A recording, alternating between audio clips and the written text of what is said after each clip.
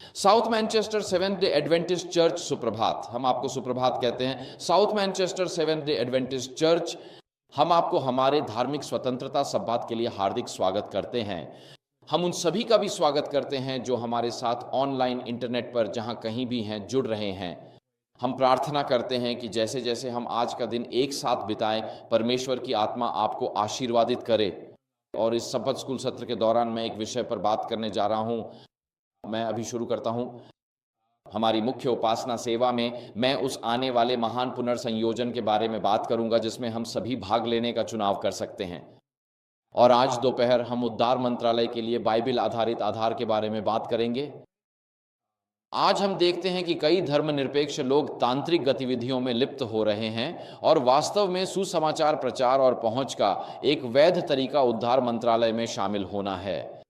और आज दोपहर हम उद्धार मंत्रालय के लिए बाइबल आधारित आधार के बारे में बात करेंगे और इसके बाद एक अध्ययन होगा जिसका नाम है 11वें घंटे का श्रमिक।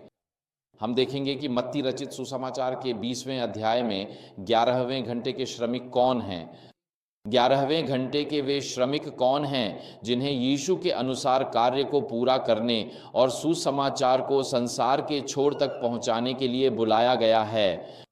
और ये एक रोचक अध्ययन है क्योंकि एक अर्थ में हम सभी 11वें घंटे के श्रमिक हो सकते हैं।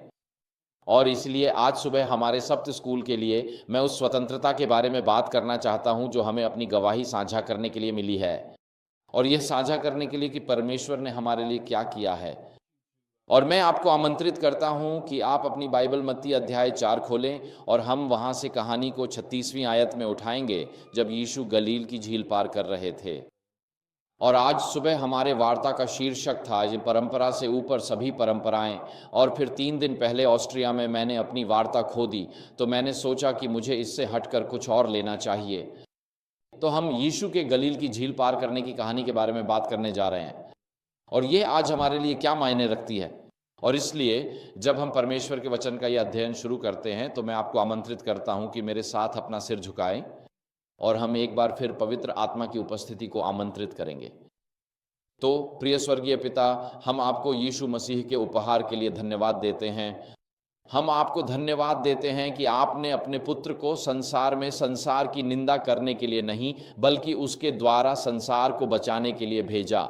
और अब पिता, जब हम यीशु मसीह के जीवन की इस कहानी पर विचार करते हैं तो मैं प्रार्थना करता हूं कि इसके जो भी पाठ हैं वे हमारे जीवन में और हमारे दिलों में उतर जाएं। मैं प्रार्थना करता हूं प्रभु कि वे हमारे प्रत्येक जीवन में धार्मिकता की फसल लाएं।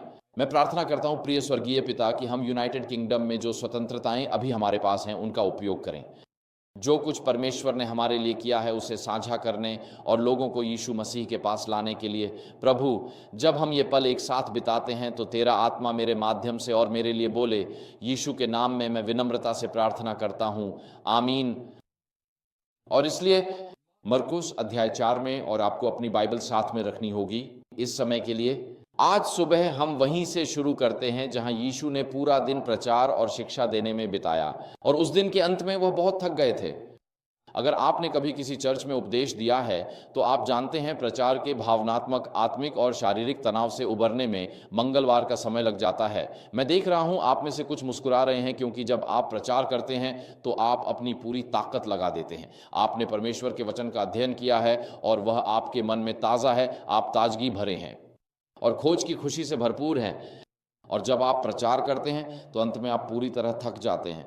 और इसी तरह यीशु ने भी पूरा दिन एक विशाल भीड़ को शिक्षा देने में बिताया और जब दिन समाप्त हो गया तो हम कहानी को आगे बढ़ाते हैं। पद 36 में पहले 35 पदों में लिखा है, उसी दिन जब संध्या हुई उसने उनसे कहा, आओ हम झील के पार चलें। अब ये यीशु के कहने के लिए एक अजीब बात है क्योंकि अगर आप कल्पना करें कि मेरा हाथ यहाँ गलील की झील है, यीशु गलील की झील के पश्चिमी किनारे पर शिक्षा दे रहे थे, जिसे आप कह सकते हैं कि वह गलील का यहूदी पक्ष था। और एक लंबे दिन के अंत में आप सोचेंगे कि ऐसा होगा। यीशु अपने शिष्यों से कह सकते थे, चलो कुछ मील पैदल चलते हैं कफरनहूम, जहां मेरा घर है, जहां बाकी शिष्य भी आते हैं, गलील के पश्चिमी किनारे पर वह छोटी सी मछुआरों की बस्ती। लेकिन यीशु कहते हैं नहीं, दिन के अंत में वे कहते हैं हम गलील के पश्चिमी किनारे से पूर्वी किनारे की ओर पार करेंगे। और वे ये नहीं बताते कि क्यों, लेकिन वे जानते हैं कि झील के दूसरी ओर एक आदमी है जिसे बचाने की ज़रूरत है। और अगर मैं उन शिष्यों में से एक होता तो मैं सोचता, लेकिन यीशु, हमें झील पार करने की क्या ज़रूरत है? आप जानते हैं, हम मैनचेस्टर में पूरा दिन बिता रहे हैं। हमारे साथ मिलकर बिताए गए दिन के अंत में यह तर्क संगत है कि हम मैनचेस्टर में अपने घरों में जाकर सोएं। आज के कार्यक्रम के अंत में कोई क्यों कहेगा कि हमें बॉर्नमाउथ या साउथहैम्पटन जाना चाहिए? इसका कोई मतलब नहीं बनता। लेकिन यीशु कहते हैं, प्रचार और शिक्षा के एक लंबे कठिन दिन के अंत में हमें गलील की झील के दूसरी ओर जाना है, यहूदी पक्ष से गैर यहूदी पक्ष की ओर। और इसलिए वे वहीं करते हैं, और इसलिए वे नाव में चढ़ते हैं, जैसा कि मरकुस 4:36 में लिखा है। और मरकुस 4:33 में लिखा है, तब बड़ी आंधी आई और लहरें जहाज पर ऐसी पड़ने लगीं कि वह पानी से भर गया। और शिष्य अनुभवी मछुआरे हैं, वे जानते हैं कि गलील की झील में अक्सर अचानक तेज तूफान आ जाते हैं। और इसका कारण यह है कि गलील की झील के ठीक उत्तर पश्चिम में गोलान हाइट्स हैं। गोलान हाइट्स की चोटी पर हर्मोन पर्वत है। और मध्य पूर्व में केवल 2 जगहें हैं जहां साल भर बर्फ रहती है। एक है दुबई का मॉल ऑफ दुबई, जहां साल भर बर्फबारी वाली आइस स्केटिंग रिंक और स्की स्लोप है। ये सब इंडोर बनाया गया है। और मध्य पूर्व में दूसरी एकमात्र जगह जहां साल भर बर्फ रहती है, वह है हर्मोन पर्वत की चोटी, जो लेबनान और सीरिया के बीच है आज भी। और होता यह है कि हर्मोन पर्वत और गोलान हाइट्स से ठंडी हवा चट्टानों से फिसलती हुई गलील सागर में आ जाती है। और जब ठंडी हवा का एक समूह गर्म हवा के समूह से मिलता है तो क्या होता है? आपको तूफान मिलते हैं। कभी कभी तो यहां तक होता है कि तूफान और यहां तक कि बवंडर भी बन जाते हैं। और इसी वजह से गलील सागर बदनाम है। एक पल के लिए यह एकदम शांत रहता है, जैसे कोई तालाब हो, और अगले ही पल आपके चारों ओर भयंकर तूफान आ जाता है। और शिष्य यह जानते हैं, लेकिन यह तूफान तो नाव को डुबो ही रहा है। तो ये अनुभवी मछुआरे, वे ऐसे तूफान से गुजर रहे हैं जैसा उन्होंने पहले कभी अनुभव नहीं किया। वे अपनी जान बचाने के लिए संघर्ष कर रहे हैं, और वे यीशु को 38वीं आयत में जगाते हैं और कहते हैं, स्वामी, क्या आपको परवाह नहीं कि हम नाश हो रहे हैं? और 29वीं आयत में लिखा है, और यीशु उठे और उन्होंने हवा को डांटा और समुद्र से कहा, शांत हो, थम जा। और हवा रुक गई और वहाँ बड़ी शांति हो गई। तो ये एक बहुत ही दिलचस्प कहानी है, क्योंकि शिष्य तूफान को देखते हैं, लेकिन जब यीशु खड़े होते हैं, जैसा कि 39वीं आयत में लिखा है, तो यीशु कुछ और ही देखते हैं। पहला संकेत ये है कि यह कोई सामान्य तूफान नहीं है, जैसा कि लिखा है, उसने हवा को डांटा। और अगर आप आज बाद में अपनी बाइबल में देखें तो डांटना शब्द का अर्थ समझ सकते हैं। मत्ती, मरकुस और लूका की सुसमाचारों में, जो तीनों समकालीन सुसमाचार हैं, डांटना शब्द लगभग हमेशा तब आता है जब यीशु किसी आत्मा को डांटते हैं। और यह शब्द तब आता है जब यीशु सुसमाचारों में आत्माओं से बात करते हैं। वहाँ लिखा है, उसने आत्मा को डांटा। वो आत्मा को डांटता है। और इसलिए पहला संकेत कि यह कोई सामान्य तूफान नहीं है, यह है कि यीशु ने तूफान से बात नहीं की, बल्कि हवा को डांटा। और दूसरा संकेत कि यह कोई सामान्य तूफान नहीं है, वह है जो यीशु ने वास्तव में कहा। अब मेरी संस्करण में लिखा है, उसने कहा, शांति, शांत हो जाओ। लेकिन यह कोई बहुत अच्छा अनुवाद नहीं है। कल्पना कीजिए कि आपके पास 3 साल का बेटा है और आप उसे असदा में खरीदारी के लिए ले जाते हैं, और जैसे ही आप चेकआउट पर पहुंचते हैं, वहां क्या होता है? गाजर, सेब और केले? नहीं नहीं नहीं नहीं, वहां मार्स बार, स्निकर्स बार और छोटे बच्चों के लिए तरह तरह की स्वादिष्ट चीजें होती हैं, और बच्चे ये जानते हैं। और जब आप अपनी खरीदारी के अनुभव के अंत में थके हुए होते हैं और चेकआउट पर खड़े होते हैं, तो आपका बच्चा, उसकी नज़र उन Cadbury chocolates, Cadbury Easter eggs, Mars bar और मैराथन बार वगैरह पर पड़ती है। और आपका बच्चा कहता है, पापा, क्या मैं ले सकता हूँ? और आप नीचे देखते हैं और कहते हैं, नहीं नहीं नहीं नहीं नहीं। फिर बच्चा फिर से आपको देखता है और कहता है, पापा, क्या मैं ले सकता हूँ? और आप कहते हैं, नहीं, आज हम कोई चॉकलेट नहीं ले रहे हैं। फिर आपका बच्चा कहता है, पापा, मुझे चॉकलेट चाहिए। और आप अपने बच्चे को प्यार भरी नज़रों से देखते हैं और आप कहते हैं, डेविड, चुप रहो, जैसे अभी चुप रहो। अब क्या आपका मतलब है कि आपका बच्चा अब अपनी पूरी जिंदगी के लिए, हमेशा के लिए चुप रहे? नहीं। जो संदर्भ और काल आप इस्तेमाल कर रहे हैं, वह यह दर्शाता है कि यह एक तात्कालिक आदेश है जिसे इसी क्षण मानना है। और जब यीशु ने इस पद में कहा शांति स्थिर रहो, तो वह एक आज्ञा दे रहे हैं, यह एक आदेश है, यह एक क्रिया पर आधारित है और यह द्वितीय पुरुष एक वचन में है। और इसका काल एओरिस्ट है, जिसका अर्थ है कि यीशु यहाँ किसी व्यक्ति से बात कर रहे हैं। वह तूफान से बात नहीं कर रहे, वह एक व्यक्ति से बात कर रहे हैं। और जब यीशु तूफान में खड़े होते हैं तो वह कहते हैं तुम चुप रहो, यह शांति स्थिर रहो नहीं है, यह है तुम अभी चुप रहो। और क्योंकि लिखा है कि उसने हवा को डांटा, वही क्रिया तब इस्तेमाल होती है जब वह दुष्ट आत्माओं से बात करते हैं। और उस क्रिया का काल और प्रयोग, जब आप उस क्रिया का अर्थ समझते हैं तो आप इस निष्कर्ष पर पहुंचते हैं कि यीशु एक दुष्ट आत्मा से बात कर रहे हैं। ये कोई सामान्य तूफान नहीं है।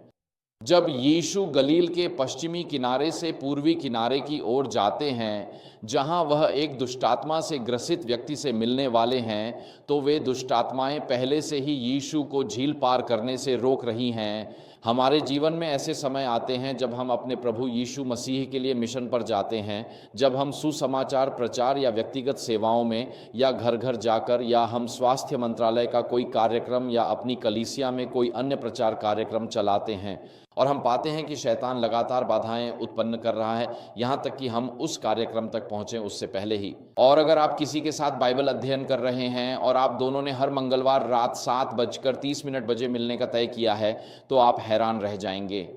हर मंगलवार शाम 6 बजे कितनी आपदाएं घटित होती हैं। वे आपको फ़ोन करते हैं और कहते हैं मेरा कुत्ता मेरा होमवर्क खा गया, और अगले हफ्ते वे आपको फ़ोन करते हैं और कहते हैं मेरी गाड़ी का टायर पंचर हो गया है, मैं आपसे नहीं मिल सकता। और अगले मंगलवार वे आपको फ़ोन करते हैं और कहते हैं ओह छत गिर गई। और अगले मंगलवार वे आपको फ़ोन करते हैं और कहते हैं ओह अब मेरा कुत्ता पशु चिकित्सक के पास है। और आप जल्दी ही समझ जाते हैं कि जब भी आप बाइबल अध्ययन करते हैं, शैतान आपके रास्ते में बाधा डाल रहा है। तो अगर आपने कभी बाइबल अध्ययन किया है या किसी को बपतिस्मा के लिए तैयार किया है, तो यह एक आम अनुभव है। और इसलिए मैं आपको प्रोत्साहित करना चाहता हूं कि जब हम शैतान की उस बाधा का सामना करते हैं, तो समाधान कोई मानवीय हल ढूंढना नहीं है। समाधान है कि आप घुटनों के बल बैठें और यीशु मसीह के नाम पर उन आत्माओं को डांटें, क्योंकि यही हो रहा है। ये एक आत्मिक युद्ध है जो चल रहा है। और इसलिए चेले चकित हो गए, और पद 41 में लिखा है और वे अत्यंत डर गए और एक दूसरे से कहने लगे ये कैसा मनुष्य है कि हवा और लहरें भी उसकी आज्ञा मानती हैं।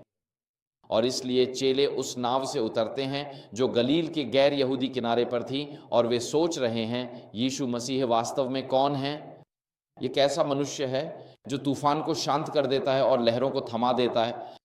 और इसलिए अपनी उंगलियां मरकुस 4 में रखें और वापस भजन संहिता 107 पर जाएं, तब आप समझेंगे कि चेले ये सवाल क्यों पूछ रहे हैं। वे यह सवाल अच्छे कारण से पूछ रहे हैं, क्योंकि भजन संहिता 107 बताती है कि परमेश्वर कैसे संकट में पड़े लोगों को बचाता है। और यह उन लोगों के बारे में बताती है जो बीमार हैं, जो जेल में हैं, जो रेगिस्तान में खो गए हैं। और भजन संहिता 107 का एक भाग उन लोगों के बारे में बताता है जो अपने जहाज़ों में समुद्र में व्यापार करने जाते हैं। और भजन संहिता 107 पद 25 में लिखा है, यह बताता है कि तूफान कैसे आते हैं।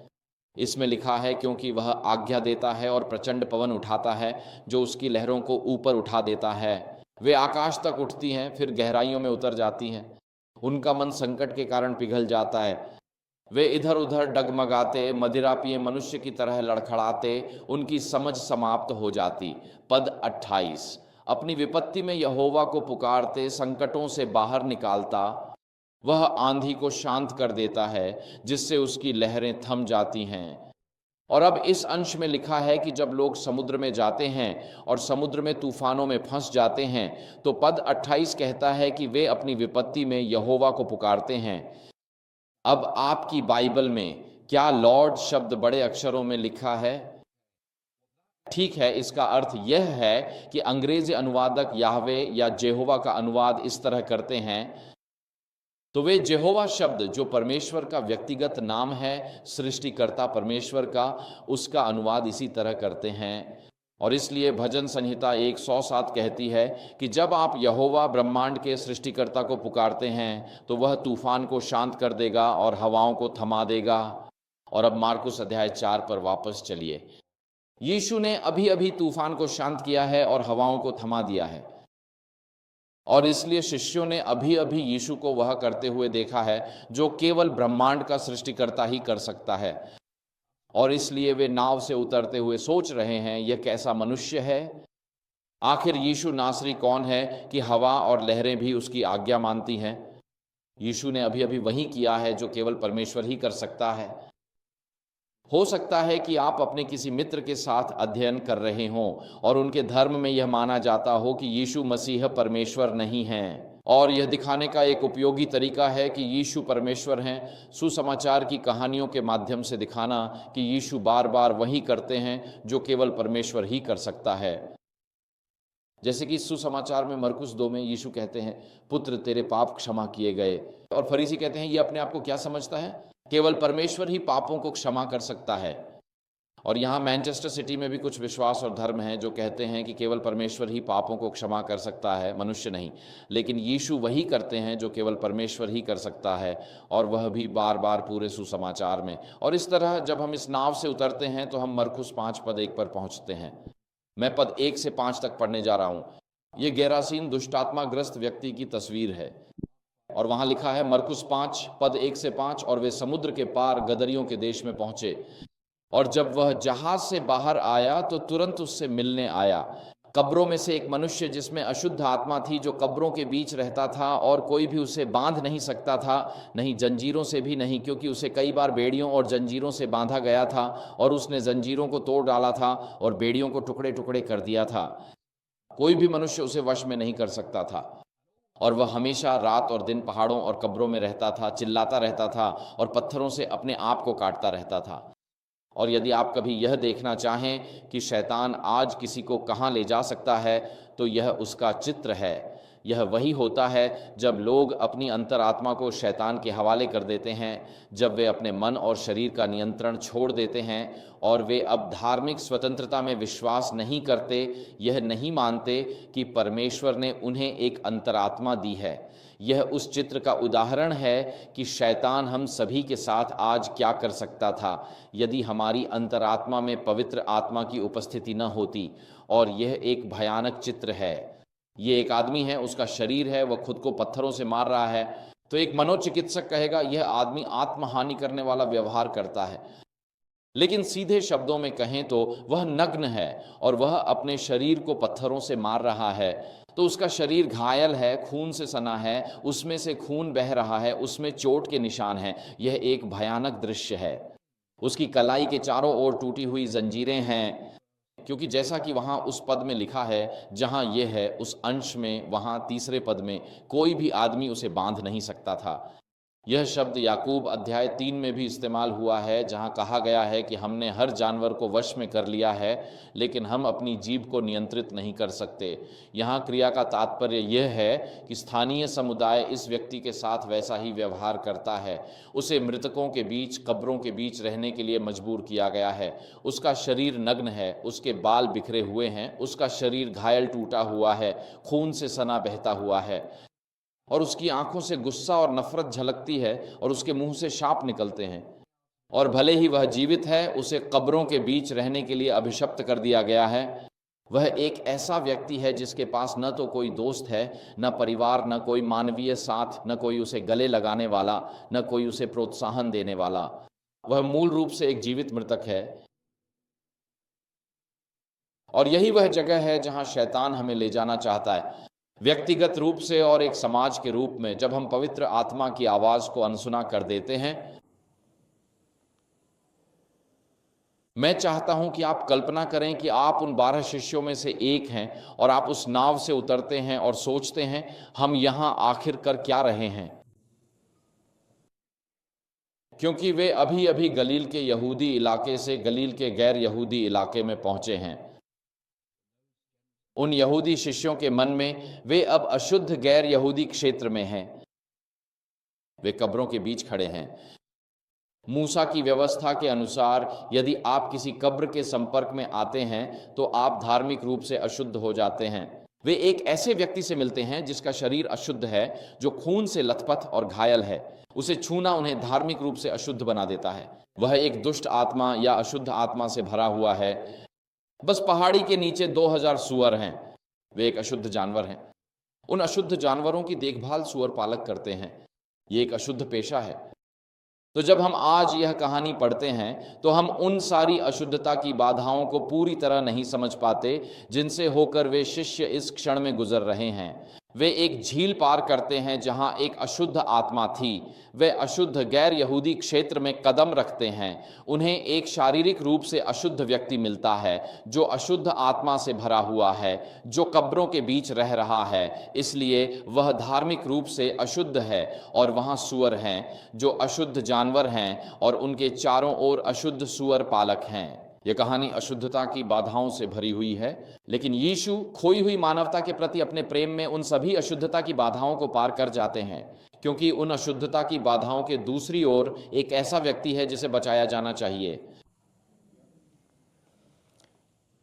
और कभी कभी हम चर्च आते हैं या ऑनलाइन बैठकर अपने घरों में देखते हैं और हमें यह एहसास होता है कि हम नहीं हैं। हमें यह एहसास होता है कि चाहे हम सब्त की सुबह कितने भी अच्छे दिखें, हमारे पास भी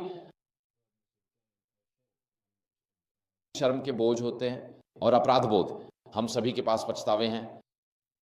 हम सभी के मन में काश ऐसा किया होता, ऐसा कर सकते थे, ऐसा करना चाहिए था जैसी बातें होती हैं। मैं और अच्छा कर सकता था, मुझे वह काम अलग तरीके से करना चाहिए था। अगर मुझे फिर से मौका मिलता तो मैं वही फैसले दोबारा नहीं लेता।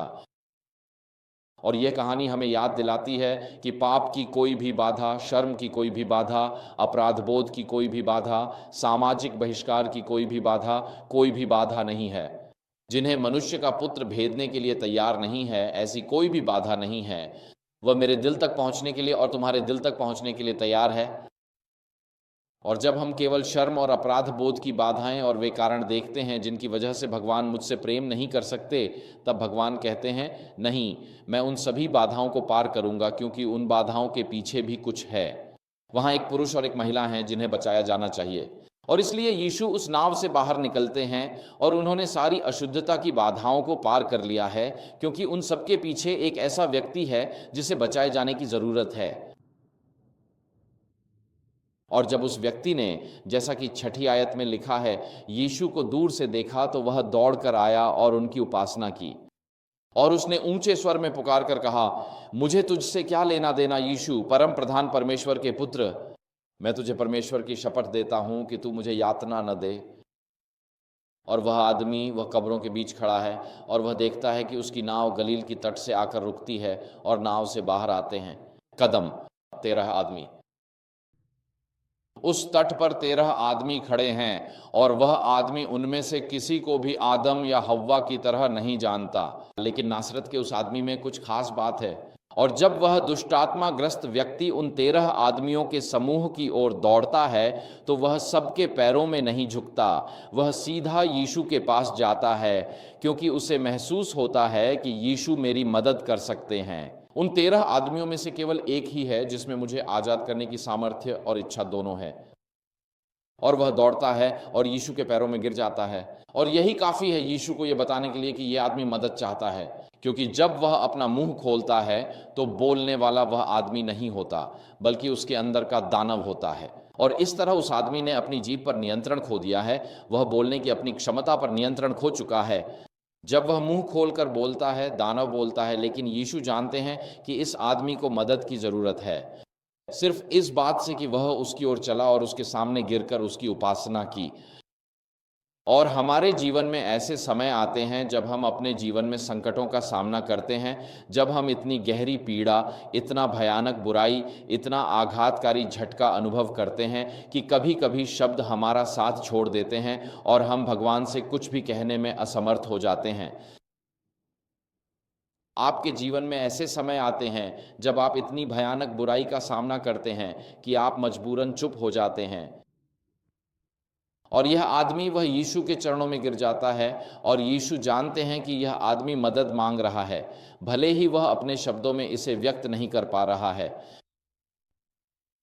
कुछ साल पहले मैं इराक में एक महिला से मिला था। ISIS तबाही मचा रहे थे और वह एक गोदाम में चुपचाप बैठी थी, एक ईसाई महिला, और उसके सामने चावल और बीन्स का एक कटोरा रखा था। वह फर्श पर एक गद्दे पर बैठी थी। वहीं उसकी सारी सांसारिक संपत्ति थी। मैंने उससे पूछा, तुम यहाँ कैसे पहुंची?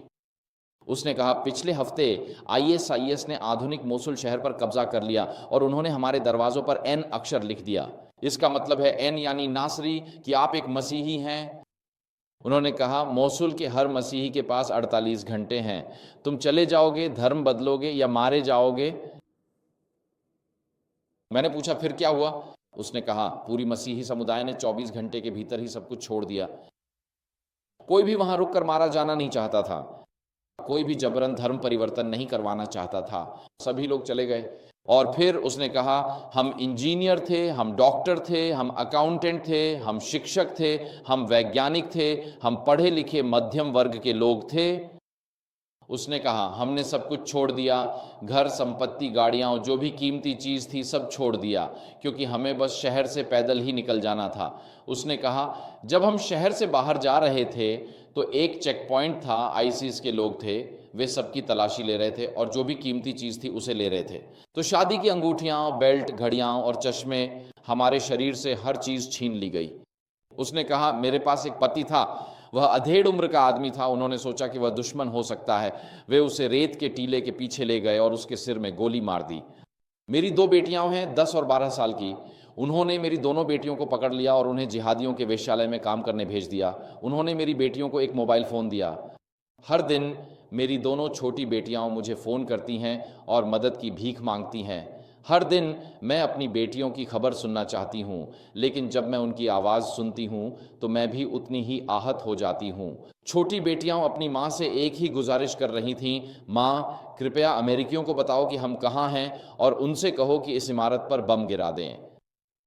वे अपनी जीती जागती नर्क जैसी ज़िंदगी से बाहर निकलना चाहती थीं। और फिर उसने मुझे अपनी कहानी सुनाई और चुप हो गई।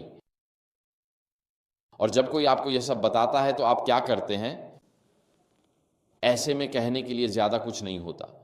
असल में कहने के लिए कुछ भी नहीं होता। अय्यूब की किताब में 3 अध्याय में लिखा है कि जब अय्यूब के मित्र उसे देखने आए और उन्होंने उसकी पीड़ा की गहराई और विस्तार देखा, तो लिखा है कि वे उसके साथ 7 दिन तक चुपचाप बैठे रहे। यही सबसे उपयोगी काम था जो अय्यूब के मित्रों ने किया। ज़रूरी यह नहीं था कि वे कुछ बोलें, बल्कि बस उसे गले लगाना और चुपचाप बैठना था। क्योंकि जीवन में ऐसे समय आते हैं जब बुराई इतनी स्पष्ट होती है कि शब्द उसका वर्णन नहीं कर सकते। वे उस भय और घृणा की गहराई को न्याय नहीं दे सकते जो हम अनुभव करते हैं। और आज भी हमारे जीवन में ऐसे समय आते हैं जब हम रात को अपने बिस्तर के पास घुटनों के बल भगवान के सामने झुकते हैं और हम कुछ नहीं कहते। कुछ बातें हैं जो हम भगवान से कह ही नहीं सकते। हम कहते हैं, प्रभु मैं चाहता हूं कि आप मेरा दिल पढ़ें। आप जानते हैं कि मेरे अंदर क्या है, मैं क्या झेल रहा हूं और मैं अभी जिस भय, दर्द और आघात से गुजर रहा हूं, मैं आपसे बस यही चाहता हूं कि आप मेरा दिल पढ़ें। और यीशु इस आदमी का दिल पढ़ लेते हैं। वह जानते हैं कि वह आदमी दुष्ट आत्माओं के वश में है, लेकिन यह भी जानते हैं कि वह आज़ाद होना चाहता है। और इसलिए यीशु 8वीं आयत में लिखा है, उससे कहा, हे अशुद्ध आत्मा, इस आदमी में से बाहर निकल आ। और उसने उससे पूछा, तेरा नाम क्या है? और उसने उत्तर दिया, मेरा नाम सेना है, क्योंकि हम बहुत हैं। और उसने यीशु से बहुत विनती की कि वह उसे उस देश से बाहर न भेजे। और जब यीशु उस आदमी से पूछते हैं, तुम्हारा नाम क्या है? तो दुष्ट आत्माएं उत्तर देती हैं, मेरा नाम सेना है, क्योंकि हम बहुत हैं। और आप जानते हैं, सेना रोमन सैन्य शक्ति का केंद्र थी। रोमन साम्राज्य की भारी पैदल सेना ही रोमन सेनाएं थीं। हाँ, उनके पास घुड़सवार सेना भी थी। हाँ, उनके पास सहायक सैनिक भी थे, जैसे तीरंदाज। लेकिन रोमन सैन्य शक्ति का असली केंद्र उनकी सेनाएं ही थीं। और एक सेना में लगभग 5000 पेशेवर भारी पैदल सैनिक होते थे और वे पृथ्वी पर लगभग किसी से भी लड़ सकते थे और अपनी लड़ाइयाँ जीत सकते थे। और जब भी सेनाएं आपके देश में आती थीं तो ये कभी भी अच्छी खबर नहीं होती थी, हमेशा बुरी खबर ही होती थी। जब भी सेनाएं आपके देश में आती थीं, जैसे कि जब रोमन सेनाओं ने ब्रिटेन पर आक्रमण किया, तो वे सबसे पहले लगभग ईसा पूर्व 40 में जूलियस सीजर के नेतृत्व में आए थे। 40। फिर वे असली विजय के लिए क्लॉडियस के नेतृत्व में आए। 180 साल बाद लगभग ईसा पश्चात 60 में और जब रोमन सेनाएं आईं तो उन्होंने मारकाट की, हत्या की, बलात्कार किया, लूटपाट की, शहरों को जलाकर राख कर दिया, बचे हुए लोगों को गुलामी में बेच दिया। और फिर भी उनमें इतनी हिम्मत थी कि वे इसे पैक्स रोमाना या रोम की शांति कहें। एक बंजर भूमि बनाकर और मूल निवासियों का सफाया कर देने के बाद उन्होंने इसे रोम की शांति, पैक्स रोमाना कहा। और जब यह आदमी कहता है मेरा नाम लीजन है क्योंकि हम बहुत हैं, तो वह उस दमन की गहराई को बयान कर रहा है जिसे वह झेल रहा है। कि यह एक आदमी, केवल एक आदमी रोमन सैनिकों की एक लीजन के सामने खड़ा नहीं हो सकता था। ये एक दुष्टात्माग्रस्त व्यक्ति गलील सागर के गैर यहूदी किनारे पर, उसके पास न तो खड़े होने का, न ही जीतने का, और न ही उन दुष्ट आत्माओं की लीजन को अपने से बाहर निकालने का कोई मौका है। और ये एक दिलचस्प कहानी है, और मैं अभी थोड़ी देर पहले किसी से इसी बारे में बात कर रहा था। आज हमारे ब्रिटिश समाज में कई लोग हैं, धर्मनिरपेक्ष लोग, जो आधिकारिक रूप से भगवान में विश्वास नहीं करते, लेकिन वे तांत्रिक चीज़ों से खेल रहे हैं। वे हर दिन अपना राशिफल देखते हैं, वे माध्यमों के पास जाते हैं, वे सियांस में भाग लेते हैं, वे हस्तरेखा और भविष्यवाणी करवाते हैं, वे ओइजा बोर्ड से खेलते हैं। हमारा समाज आधिकारिक रूप से धर्मनिरपेक्ष है, लेकिन कई मायनों में वास्तव में फिर से मूर्ति पूजक बनता जा रहा है। और तांत्रिक चीज़ों में फंसे लोगों की सेवा करने का एक बड़ा तरीका, अगर वे धर्मनिरपेक्ष हैं, तो ये कहना है कि यीशु मसीह आपको आज़ाद कर सकते हैं। अब कई मुसलमान जानते हैं कि मोहम्मद मर चुके हैं और यीशु जीवित हैं, और यीशु के पास आपको आज़ाद करने का अधिकार और सामर्थ्य है। इसीलिए मुसलमान जानते हैं कि जब आप जिन्न से भर जाते हैं या उन पर जिन्न का हमला होता है, जो उनके अनुसार एक गिरे हुए फरिश्ते जैसा है, तो वे जानते हैं कि यीशु के पास आपको आज़ाद करने का अधिकार है। और इस तरह मुसलमानों के बीच सेवा कार्य अक्सर मुक्ति सेवा से पहले शुरू होता है। और हम आधुनिक युग के मसीही एडवेंटिस्ट के रूप में, जो पृथ्वी के अंतिम समय में जी रहे हैं, हम ग्रेट कंट्रोवर्सी और प्रकाशित वाक्य की पुस्तक, विशेष रूप से अध्याय 16 से जानते हैं कि तांत्रिक शक्तियां और आत्मिकता अंत समय में प्रमुख भूमिका निभाएंगी, जो मानवता को धोखा देने का प्रयास करेंगी। और इसलिए हमें मुक्ति सेवा से मुंह नहीं मोड़ना चाहिए। हमें मुक्ति सेवा को अपनाना चाहिए, क्योंकि इसी के द्वारा लोग आज़ाद होते हैं। उन्हें शैतानी नियंत्रण, शैतानी उत्पीड़न और दानवीकरण से मुक्त किया जाता है। और इसलिए वे दानव यीशु से विनती करते हैं कि उन्हें देश से बाहर न भेजा जाए। और पद 11 में लिखा है, अब वहां पहाड़ों के पास एक बड़ी सुअरों की झुंड चल रही थी, और सभी दुष्ट आत्माएं यीशु से प्रार्थना करने लगीं, हमें सुअरों में भेज दे ताकि हम उनमें प्रवेश कर सकें। और तुरंत ही यीशु ने उन्हें अनुमति दे दी, और अशुद्ध आत्माएं बाहर निकलकर सुअरों में प्रवेश कर गईं, और वह झुंड तेजी से ढलान से नीचे समुद्र में भाग गई। उनकी संख्या लगभग 2000 थी, और वे समुद्र में डूबकर मर गईं। और यह इतिहास में दर्ज पहला स्टॉक मार्केट क्रैश था। और मैं ऐसा क्यों कहता हूं? क्योंकि 2000 सुअर बहुत होते हैं। यहां तक कि आज भी 2000 सुअर बहुत होते हैं, और 2000 सुअर स्थानीय समुदायों की सामूहिक संपत्ति का प्रतिनिधित्व करते थे।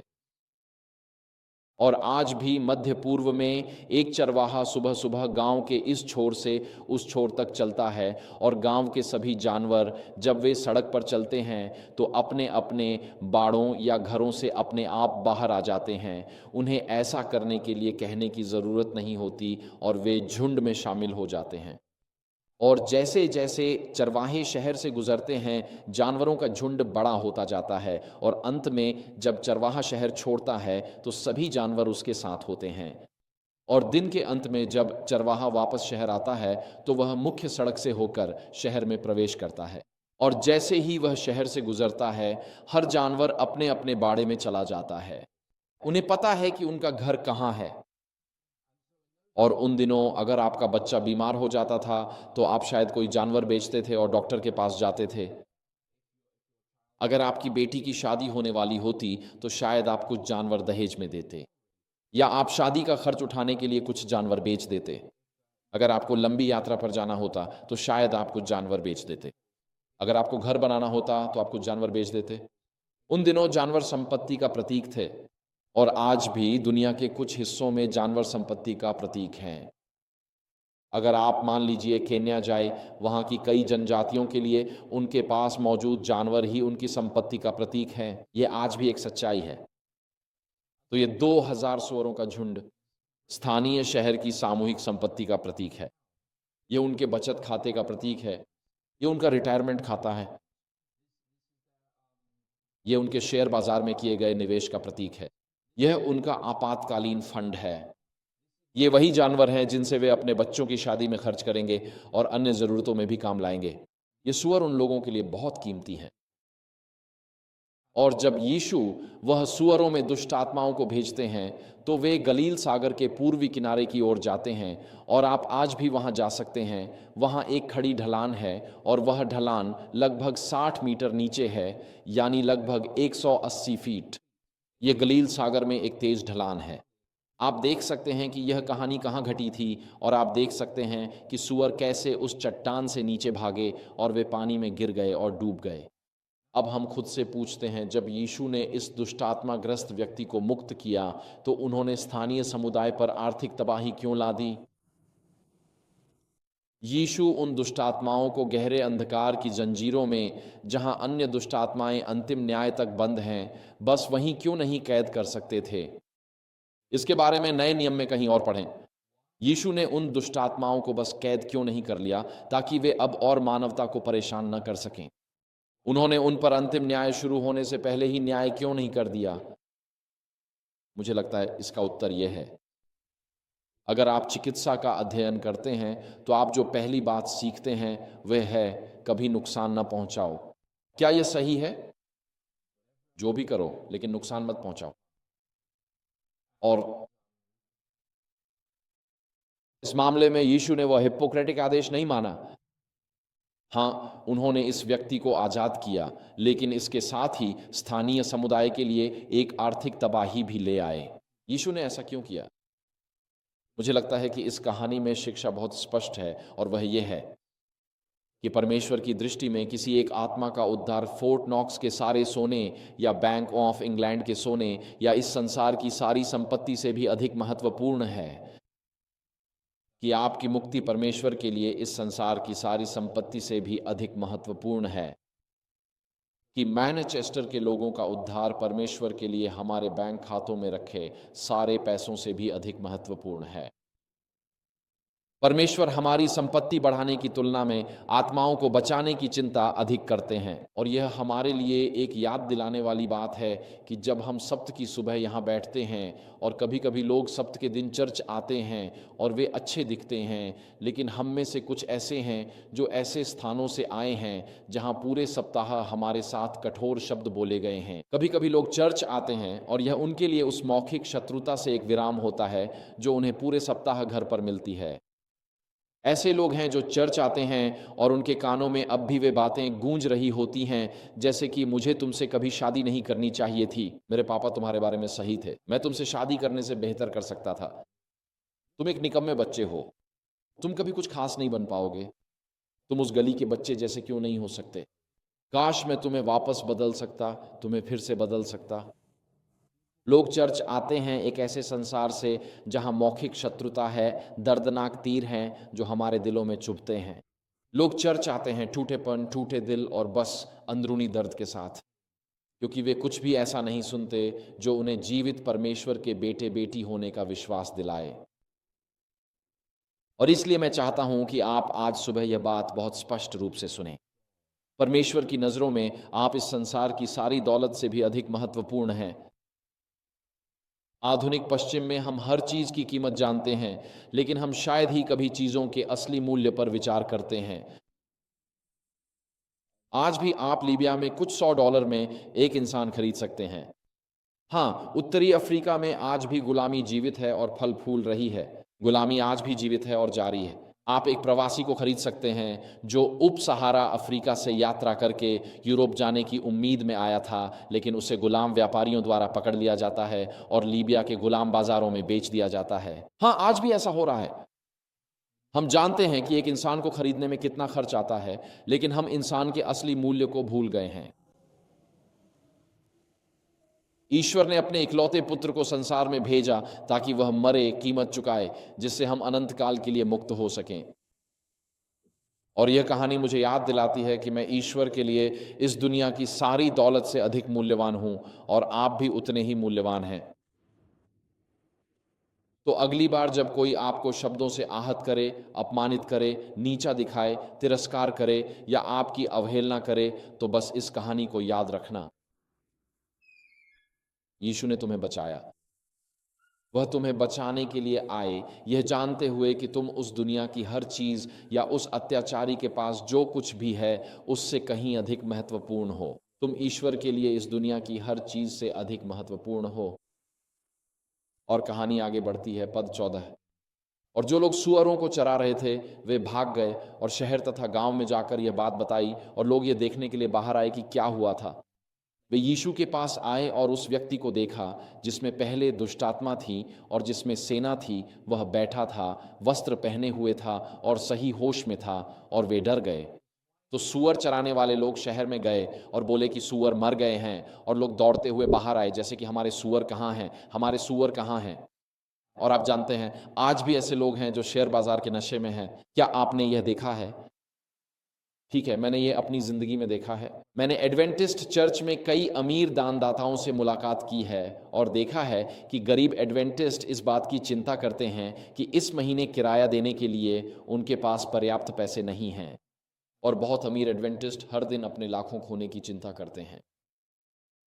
और हर कोई चिंता में है। लोग चिंता कर रहे हैं कि क्या वे इस महीने किराया दे पाएंगे। आजकल बहुत से लोगों वास्तविक चिंता है। दूसरे लोग इस बात की चिंता कर रहे हैं कि क्या वे इस महीने या आज कुछ खो देंगे। और कुछ लोग ऐसे हैं जिनकी मेज पर एक मॉनिटर होता है जिसमें डाउ जोन्स या FTSE 100 की जानकारी हर सेकंड उनकी स्क्रीन पर चलती रहती है, और उनका भावनात्मक हाल दिन भर शेयर बाजार के उतार चढ़ाव के साथ ऊपर नीचे होता रहता है। मेरा मतलब है बिल्कुल सचमुच ऐसा होता है। और वे लोग नुकसान के डर में डूबे रहते हैं।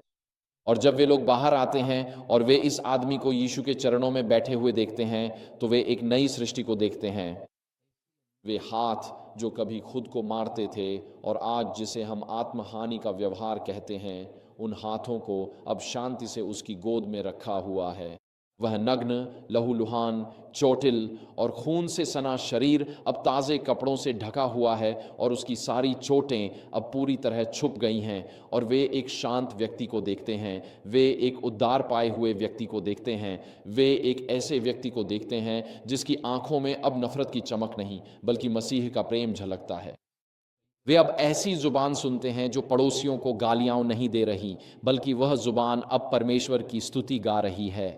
वे ऐसे हाथ देखते हैं जो अब खुद को नहीं मार रहे, बल्कि अब वे शांति के हाथ हैं, और वे शांति से रखे हुए हैं इस प्रतीक्षा में कि परमेश्वर उनसे क्या कराना चाहता है। जो वे देखते हैं वह एक नई सृष्टि है। और मरकुस अध्याय 5 के पहले 5 पदों में हम देखते हैं कि शैतान किसी इंसान के जीवन में अगर आधा भी मौका पा जाए तो वह उसके साथ क्या कर सकता है। और फिर आगे की कहानी में हम देखते हैं कि परमेश्वर इंसान के जीवन में क्या करना चाहता है, और हम यहाँ से वहाँ तक उस बदलाव को ला सकते हैं जब हम अपनी धार्मिक स्वतंत्रता का उपयोग करते हैं और हर दिन पवित्र आत्मा की आवाज़ सुनना शुरू करते हैं। और जब हम परमेश्वर के वचन के प्रति संवेदनशील होते हैं तो हम परमेश्वर को हमें आकार देने की अनुमति देने लगते हैं, और हम हर दिन परमेश्वर का वचन पढ़कर अपनी अंतरात्मा को संवेदनशील बनाते हैं। खुद परमेश्वर को जानना ताकि हमें पता चले कि वह कब हमसे बात कर रहा है। मान लीजिए आपके पास एक कुत्ता है और आप उसे डॉग पार्क में ले जाते हैं जहां और 99 कुत्ते भी हैं। तो डॉग पार्क में 100 कुत्ते इधर उधर दौड़ रहे हैं और आपके कुत्ते का नाम चार्ली है। आप चाहते हैं कि चार्ली आपके पास वापस आ जाए क्योंकि खेलने का समय खत्म हो गया है। क्या आप वहीं खड़े होकर कहते हैं सो चार्ली वापस आओ? नहीं, आप कहते हैं चार्ली इधर आओ। और आपका कुत्ता जानता है कि चार्ली इधर आओ का क्या मतलब है ना? वह पार्क में मौजूद सभी बड़ों के बीच से एक आवाज़ को पहचानता है और आपके पास दौड़ कर आ जाता है। और जब आप किसी और के साथ लंबा समय बिताते हैं तो आप स्वाभाविक रूप से जान जाते हैं कि वे क्या सोचते हैं, क्या चाहते हैं और बाकी सब। तो जब मेरी शादी की सालगिरह होती है और मेरी पत्नी कहती है चलो मेरे पसंदीदा रेस्टोरेंट में चलते हैं, तो मुझे पता होता है कि वह ऑलिव गार्डन है जहां हम सूप और सलाद लेते हैं। लेकिन अगर मैं ऑलिव गार्डन को पार कर जाता हूं और टाको बेल में मुड़ जाता हूं, मुझे टाको बेल ज़्यादा पसंद है। वहां के 5 लेयर बरीटो बहुत अच्छे हैं। आपको उन्हें खाने के लिए कार से भी बाहर नहीं निकलना पड़ता। आप ड्राइव थ्रू से जा सकते हैं और गाड़ी चलाते हुए ही खाते रह सकते हैं। मेरे लिए यह एक बहुत ही कुशल भोजन है। मुझे टाको बेल के लिए रुककर टेबल पर बैठने में समय बर्बाद नहीं करना पड़ता। लेकिन मुझे पता है कि मेरी पत्नी को टाको बेल पसंद नहीं है, और 25 साल की शादी के बाद जब हम शहर जा रहे होते हैं तो उसे मुझे ये बताने की ज़रूरत नहीं पड़ती कि चलो ऑलिव गार्डन पर रुकते हैं।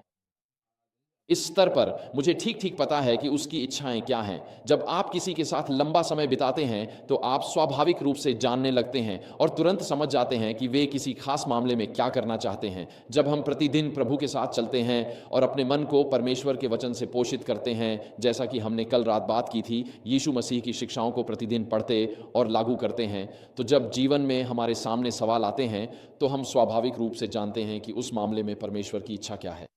और जितना अधिक हम यीशु के साथ चलते हैं, जितना अधिक हमारा चलना उद्देश्यपूर्ण होता है, उतनी ही स्पष्ट उसकी आवाज़ हमारे जीवन में सुनाई देती है। और वे लोग इस व्यक्ति को देखते हैं जो यीशु मसीह में एक नई सृष्टि है। फिर वे खाई के किनारे देखते हैं और वहाँ 2000 मरे हुए सूअर देखते हैं, और उनके साथ ही उनके आर्थिक सपने, उनकी वित्तीय सुरक्षा और शायद शादी के लिए उनकी आर्थिक संभावनाएं भी चली गईं, और उनकी सेवानिवृत्ति वहीं गलील की झील में सड़ रही है। और वे डर गए और वे इससे बिल्कुल भी खुश नहीं थे। और जैसा कि पद 17 में लिखा है, वे उससे प्रार्थना करने लगे कि वह उनके क्षेत्र से चला जाए। अब जहाँ लिखा है कि वे उससे प्रार्थना करने लगे, वहाँ मूल पाठ में अपूर्ण काल है, जिसका अर्थ है कि वे बार बार यीशु से वहाँ से जाने के लिए कह रहे थे। वे कुछ इस तरह की बातें कह रहे थे जैसे, यीशु, हमने सुना है कि आप एक महान शिक्षक हैं और हम आपसे मिलकर खुश हैं, लेकिन आपको गलील की झील के अपने किनारे वापस जाना चाहिए। या यीशु, हमारे शहर में आने के लिए धन्यवाद, इस व्यक्ति को चंगा करने के लिए धन्यवाद, अब समय है आप गलील के अपने किनारे वापस लौट जाएं। यीशु, आपसे मिलकर हमें खुशी हुई, आज हम व्यस्त हैं, अगले हफ्ते वापस आना, लेकिन अभी के लिए गलील की झील के अपने किनारे लौट जाओ। तो वे बार बार यीशु से जाने की विनती कर रहे थे। और वे क्या कर रहे थे? हम कहते हैं खैर आज हम ऐसे नहीं होंगे, हम यीशु से अपनी जिंदगी से जाने के लिए नहीं कहेंगे, है ना? क्योंकि उस पल में वे लोग सुअरों को इंसानों से ऊपर चुन रहे थे। वे चुन रहे थे, वे नहीं चाहते थे कि यीशु उनके जीवन में आए और कोई आर्थिक संकट पैदा करें, इसलिए वे चाहते थे कि यीशु चले जाएं। उन्हें इस बात की ज़्यादा चिंता नहीं थी कि यीशु ने एक आदमी को दुष्ट आत्माओं से बचाया, ऐसा कुछ किया जो वे खुद नहीं कर सकते। उन्हें सिर्फ आर्थिक नुकसान की चिंता थी, और इसलिए वे यीशु से जाने के लिए कहते हैं, और इसलिए ये लोग सुअरों को इंसानों से ऊपर चुनते हैं। और हम कहते हैं कि आज हम ऐसे नहीं होंगे। सच में तो मैं आज आपसे ये कहना चाहता हूं कि आप किसी के परमेश्वर के साथ चलने का अंदाज़ा इस बात से लगा सकते हैं कि वे अपनी मासिक आय कैसे खर्च करते हैं। आपका बजट आपके आध्यात्मिक मूल्यों की अभिव्यक्ति है। आप अपना पैसा कैसे खर्च करते हैं, खर्च के लिए किसे प्राथमिकता देते हैं, अपने रुपए पैसे कहाँ लगाते हैं, यह सब इस बात की अभिव्यक्ति है कि आपका दिल वास्तव में कहाँ है। कुछ लोग ऐसे होते हैं जो अपने बिल चुकाते हैं, अपने घर का किराया या मॉर्गेज या जो भी है उसका भुगतान करते हैं, अपने खाने का खर्च देते हैं, टैक्स भरते हैं, और फिर $300-400 बाहर खाने, फुटबॉल मैच देखने या इंटरनेट पर कुछ खरीदने के लिए बचा कर रखते हैं। और कुछ लोग ऐसे भी होते हैं जो हर हफ्ते पैसे बचाते हैं ताकि वे शुक्रवार या शनिवार की रात को, जैसा कि वे कहते हैं, जमकर शराब पी सकें। और कुछ लोग ऐसे होते हैं जो पूरे साल पैसे बचाते हैं ताकि वे हर साल कोस्टा ब्लांका में 2 हफ्ते तक शराब पीने की छुट्टी मना सकें। और कुछ लोग ऐसे भी होते हैं जो कहते हैं, मेरी समुदाय में बेघर लोग हैं, मेरी चर्च में ऐसी अकेली माएँ हैं जो इस महीने किराया नहीं दे सकती, मेरी चर्च में बुजुर्ग सदस्य हैं जो इस सर्दी अपने घर को गर्म रखने के लिए संघर्ष कर रहे हैं। मैं अपने खर्चों की प्राथमिकता बदलूंगा ताकि मैं उन परमेश्वर के बच्चों की मदद कर सकूं जो दुखी हैं और ज़रूरतमंद हैं। मेरी फंडिंग, वह पैसा जो परमेश्वर मुझे देता है, सिर्फ मेरे लिए खर्च करने के लिए नहीं है, बल्कि दूसरों के लिए आशीर्वाद के रूप में आगे बढ़ाने के लिए है। मैं आज आपको चुनौती देना चाहता हूं कि आप लोगों को स्वरों से ऊपर चुनें और इस दुनिया की तरह न बने जो स्वरों को लोगों से ऊपर चुनती है। अपने बजट को ईमानदारी से देखें और खुद से पूछें, अपने बजट में से मैं गरीबों को क्या उपयोग कर सकता हूँ? मेरे बजट में ऐसा क्या है जिसे मैं किसी ऐसे परिवार की मदद के लिए इस्तेमाल कर सकता हूँ जो मेडिकल बिलों से जूझ रहा है, या किसी ऐसे परिवार के लिए जो हीटिंग से जूझ रहा है, या किसी अकेली माँ के लिए। अकेली माँएँ आर्थिक तंगी के किनारे पर जीती हैं। एक टायर फट जाए, इंजन खराब हो जाए या खिड़की टूट जाए, ऐसी कोई भी घटना उन्हें आर्थिक संकट में डाल सकती है। अपनी वित्तीय स्थिति का उपयोग कैसे करते हैं, इस बारे में सोचें। काश कि परमेश्वर के लोग उस प्रेम के लिए जाने जाएं जो हम एक दूसरे के लिए रखते हैं, इस बात के लिए कि हम एक दूसरे का ख्याल रखते हैं, जानबूझकर प्रार्थना करते हैं। प्रभु, इस आने वाले सप्ताह में मैं किसके लिए आशीर्वाद बन सकता हूँ? लोगों के बजाय स्वरों को मत चुनिए, क्योंकि अगर आप ऐसा करते हैं तो आप अंत में यीशु से जाने के लिए कहेंगे, क्योंकि यीशु आपके स्वरों को बचाने नहीं आए थे, वह लोगों को बचाने आए थे। इसीलिए उन्होंने यीशु से प्रार्थना करनी शुरू कर दी कि वह चले जाएं, मेरा समय यहाँ समाप्त हो गया है। तो जैसा कि पद 18 में लिखा है, जब यीशु नाव में चढ़ने लगे तो वह व्यक्ति जिसमें दुष्टात्मा थी, उसने प्रार्थना की कि वह भी उसके साथ जा सके। लेकिन यीशु ने उसे अनुमति नहीं दी और उससे कहा, अपने घर जाओ, अपने मित्रों के पास जाओ और उन्हें बताओ कि प्रभु ने तेरे लिए कितने बड़े काम किए हैं और तुझ पर कैसी दया की है। इसलिए जहाँ लोग यीशु से प्रार्थना कर रहे हैं कि वह चले जाएं, वहीं वह दुष्टात्माग्रस्त व्यक्ति ग्रीक भाषा में अब यीशु से विनती कर रहा है, क्या मैं आपके साथ चल सकता हूँ? मैं आपका अनुसरण करना चाहता हूँ, मैं हर दिन आपके करीब रहना चाहता हूँ। आपने मुझे दुष्ट आत्माओं से बचाया है, अब मुझे कहीं और जाने की इच्छा नहीं है। यीशु कहते हैं, नहीं, मैं चाहता हूँ कि तुम उस समुदाय के पास वापस जाओ जिसने मुझे ठुकरा दिया है, मुझसे यहाँ से जाने की प्रार्थना की है, लोगों के बजाय सुअरों को चुना है, और उन्हें बताओ कि परमेश्वर ने तुम्हारे लिए क्या किया है। और यह आदमी यह नहीं करना चाहता, वह यीशु के साथ रहना चाहता है। लेकिन यीशु कहते हैं, अपने मित्रों के पास वापस जाओ और उन्हें बताओ कि परमेश्वर ने तुम्हारे लिए क्या किया है, प्रभु ने तुम्हारे लिए क्या किया है, जैसा कि मेरी इस संस्करण में लिखा है। और यीशु की दृष्टि में पहली अस्वीकृति कभी अंतिम अस्वीकृति नहीं होती, और सुसमाचार को सुनने से दूसरी बार इनकार करना भी अंतिम इनकार नहीं है, न ही तीसरी बार इनकार करना। ये लोग बार बार यीशु से यहाँ से जाने की प्रार्थना कर रहे थे, और यीशु का उन लोगों के प्रति उत्तर है, हाँ मैं जा सकता हूँ, लेकिन मैं तुम्हारे समुदाय में एक गवाह भेजने जा रहा हूँ, और वह व्यक्ति तुम्हारे समुदाय में परमेश्वर की भलाई की गवाही देगा।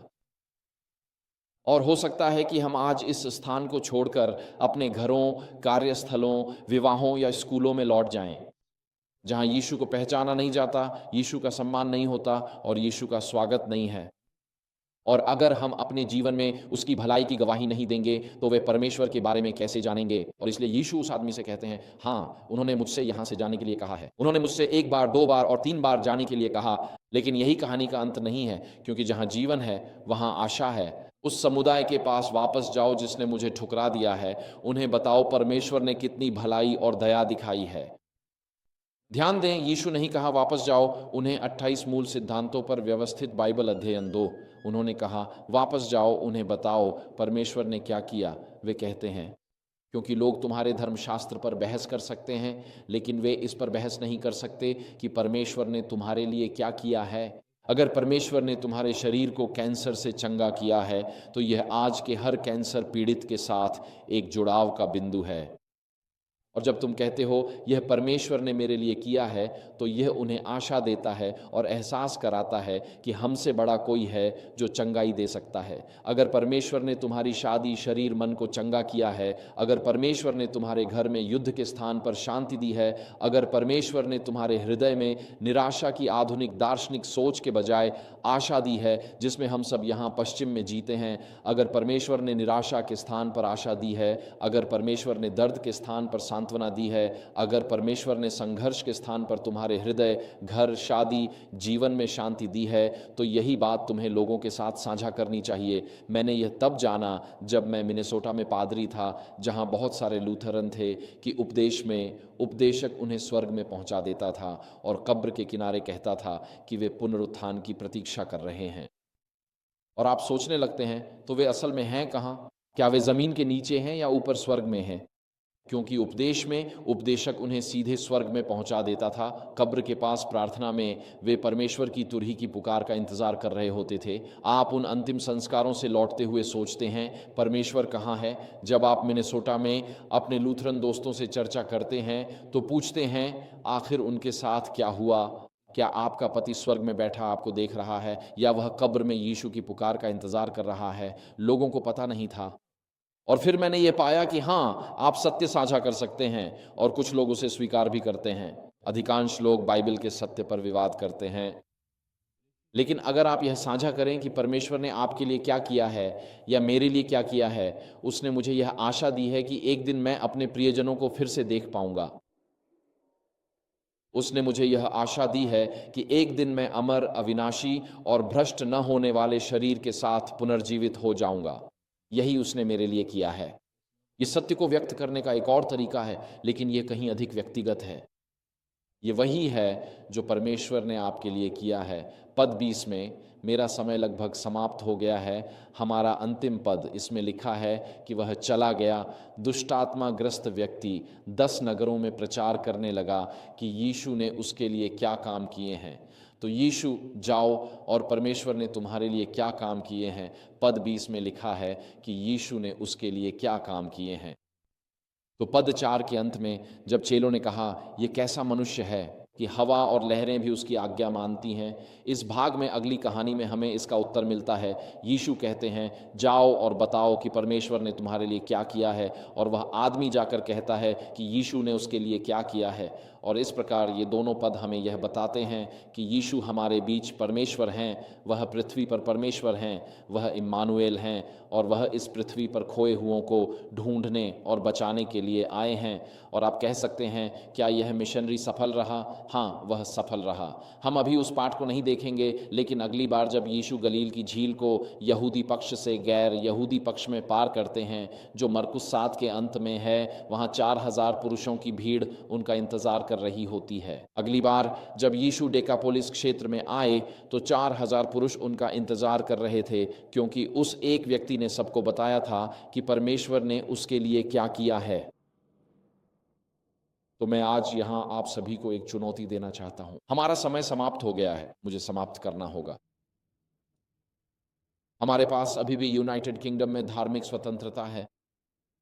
इस स्वतंत्रता उपयोग यीशु मसीह चमकने करें। और यदि आप निश्चित नहीं हैं कि आप क्या कर सकते हैं, तो बस अपनी गवाही तैयार करें। आपकी गवाही के 3 हिस्से होते हैं। यीशु से मिलने से पहले आप कैसे थे, आपने यीशु से कैसे मुलाकात की, और यीशु ने आपके लिए क्या किया है। अपनी गवाही तैयार करें। ये 2 मिनट की हो सकती है, 30 सेकंड की हो सकती है, या आधे घंटे की भी हो सकती है। आप चाहें तो इसे एक विजिटिंग कार्ड के पीछे लिख सकते हैं और अपनी बाइबल में रख सकते हैं, जिसमें सभी मुख्य बिंदु सूचीबद्ध हों। अपनी गवाही तैयार करें और इस देश में जो स्वतंत्रताएं हमें प्राप्त हैं, उनके लिए परमेश्वर का धन्यवाद करें, क्योंकि ये हमेशा नहीं रहेंगी। जब तक हमारे पास स्वतंत्रता का प्रकाश है, इस सप्ताह अपनी गवाही तैयार करें और रविवार से प्रार्थना करना शुरू करें कि हे प्रभु, इस सप्ताह मेरी ज़िंदगी में व्यक्ति भेजें जिससे मैं अपनी गवाही साझा कर सकूं। मेरी ज़िंदगी में कोई ऐसा व्यक्ति लाए जो मुझसे कोई सवाल पूछे और बातचीत उस मोड़ पर पहुंच जाए, और आप जान जाएंगे कि यह हो रहा है। और आप बातचीत को इस ओर मोड़ सकते हैं कि मौसम कितना खराब है या क्रिकेट कितना शानदार है। आप बातचीत को इस ओर मोड़ सकते हैं कि परमेश्वर ने आपके लिए क्या किया है। उस पल में जब आपको यह आभास होता है, आप दिन भर प्रार्थना करते रहते हैं, प्रभु यह बातचीत कब होगी, आप कब इस व्यक्ति को मेरी ज़िंदगी में लाएंगे। आप प्रार्थना करते हैं, प्रभु हो जाए, ये आज ही हो जाए। आप मन ही मन प्रार्थना करते हैं, प्रभु मैं यीशु मसीह के उस वादे का दावा करता हूँ कि उस क्षण मुझे ऊपर से शब्द दिए जाएंगे, मरकुस 13 से। और फिर आप अपनी गवाही साझा करते हैं। आप परमेश्वर के वचन का बीज बोते हैं। विश्वास परमेश्वर के वचन को सुनने से आता है। लोगों को बताइए कि परमेश्वर ने आपके लिए क्या किया है। जो स्वतंत्रता हमें मिली है, उसका उपयोग ब्रिटिश अर्थव्यवस्था में खुद को समृद्ध करने के लिए नहीं, बल्कि परमेश्वर के राज्य को बढ़ाने के लिए करें। अपनी गवाही साझा करने के प्रति जानबूझकर प्रयास करें। प्रार्थना के साथ अपनी गवाही तैयार करने और उसे साझा करने के अवसरों के लिए जानबूझकर प्रयास करें। जब वह क्षण आए तो साझा करें कि परमेश्वर ने आपके लिए क्या किया है। वे आपकी धर्मशास्त्र से बहस कर सकते हैं, लेकिन लोग इस बात से बहस नहीं कर सकते कि परमेश्वर ने आपके लिए क्या किया है। और परमेश्वर की कृपा से जब यीशु फिर से आएंगे तो हम में से प्रत्येक के लिए 4000 लोग यीशु की प्रतीक्षा कर रहे होंगे, जो कांच के समुद्र पर मेमने की आराधना करेंगे। तो परमेश्वर हमें इस प्रक्रिया में मार्गदर्शन करें। परमेश्वर हमें अपनी गवाही साझा करने के लिए दिव्य अवसर प्रदान करे। वह हमें आने वाले सप्ताह में यह अवसर दे कि हम दूसरों के साथ साझा कर सकें कि परमेश्वर ने हमारे लिए क्या किया है। यीशु ने कहा, घर जाओ और अपनी समुदाय को बताओ कि परमेश्वर ने तुम्हारे लिए क्या किया है। आने वाले सप्ताह में यही हमारा अनुभव हो। आमीन।